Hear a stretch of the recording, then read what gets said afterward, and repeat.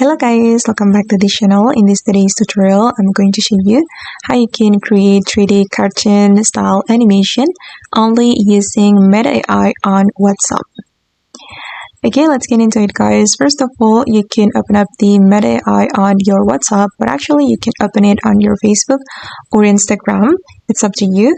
And for me, I'm just going to use Meta AI on WhatsApp. And here I have already opened my Meta AI.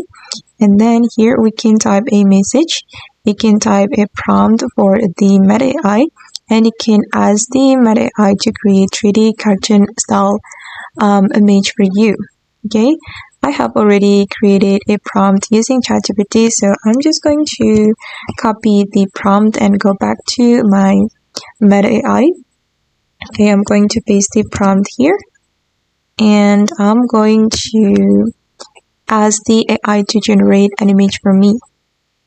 Okay, and it's still loading guys. Alright, and then I'm going to ask the Meta AI to animate this image. So we can ask the AI to animate it.